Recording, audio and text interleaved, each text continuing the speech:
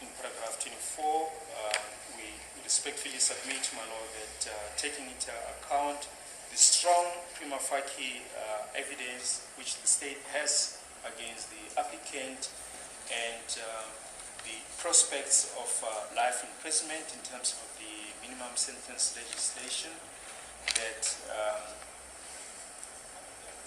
the prospects of him evading trial loom large, my lord, and we submit that the applicant has not discharged the honors that rest on him in terms of section 6011A to establish any exceptional circumstances warranting his release on bail. We therefore submit, my lord, that that bail ought to be refused. Thank you. Mr. Tabani? Thank you, Your Lordship. I'll reply in short. The court was correct to stop me by saying I must not deal with the evidence, as that is meant for trial court. Now, that is the state did in its heads of argument. The state talks about confessions and admissions which are meant for trial court. And we prepared our reply to the state concise submissions. The heading, Your Lordship, is before the Lordship is written, applicants reply to state, opposing affidavit and heads. We will stand by our submissions in the document. However, we'd like to submit and highlight few points.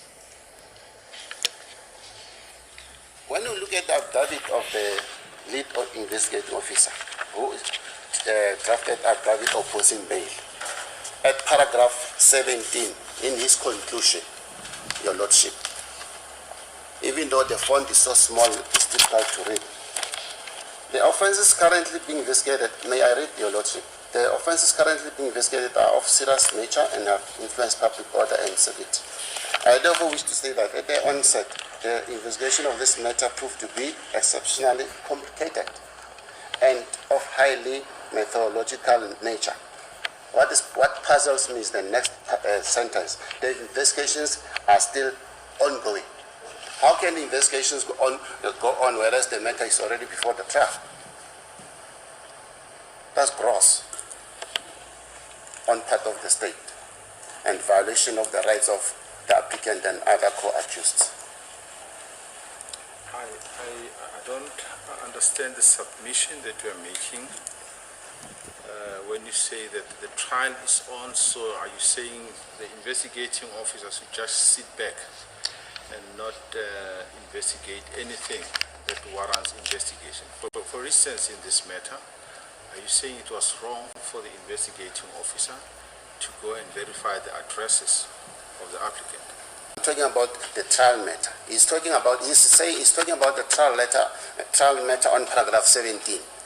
When this matter was set down for trial, they informed the court that the investigations were complete. Is what I'm talking about, Your Lordship. I'm referring to the trial matter, not the bail matter. Yes. Before a matter can be set for trial, the investigation must be complete, and they provide the defense with copies of the docket as per submissions of the state that they did provide us with copies of the docket. Okay, now I understand your submission. Thank you, Your Lordship. The state further submitted that we used an affidavit. We called one witness, Your Lordship. It is the state that only used affidavit. Therefore, the affidavit of the state probative value must be questionable, as the state submitted that probative value of an affidavit. When you sum up the evidence of that witness, what did that witness say? Am I right in saying what that witness told the court, and which is not in dispute, is that the applicant was born at Nongoma, and he's the last born, and that there are people who are still staying with the parents? We concede that, Your Lordship, that it was common cause. However, the argument on the heads of argument by the submissions on the heads of argument by the state was that the address is not accessible, which we disagreed, and the witness testified that it was accessible. Okay. Yes.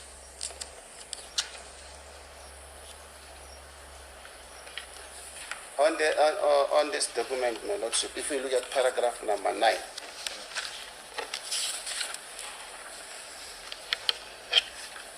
we reiterate that it is not correct that the applicant voluntarily made a confession. No, it is correct that the applicant took the police to where the firearm is allegedly to have been found. We dispute the confessions.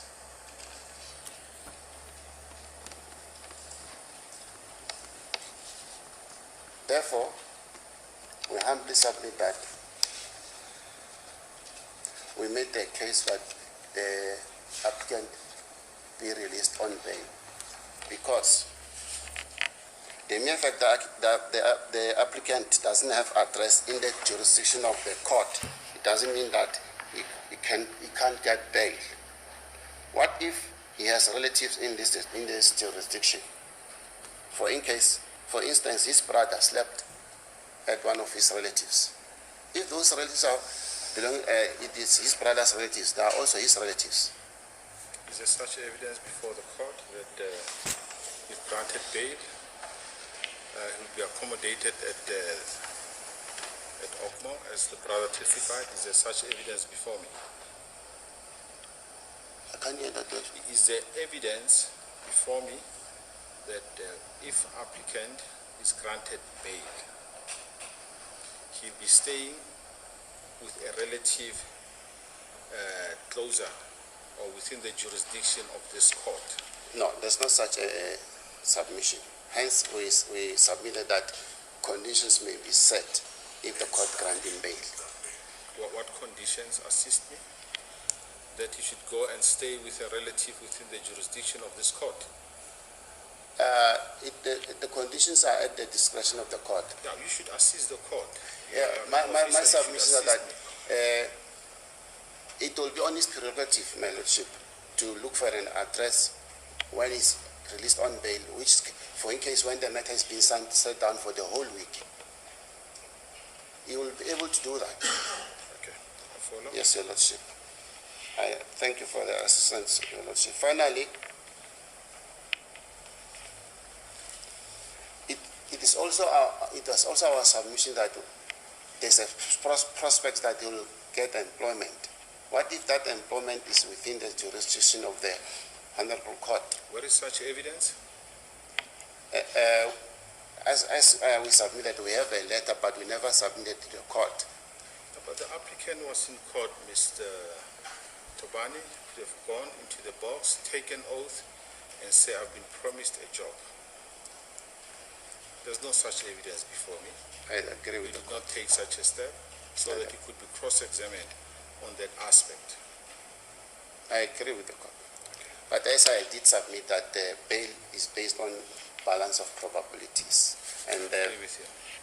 I rest my case, Your Lordship. Thank you very much.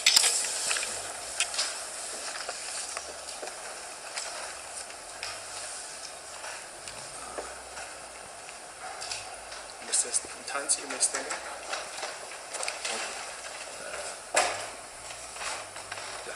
I'm not going to grant, to give judgment. I'm going to reserve judgment to consider the submissions made by this court. And Mr. Tansi will remain in custody. Is there anything that you wish to state? And I may further state that the condition that was set by the trial court that you should appear in court next time still stand. That's a court. Court adjourns.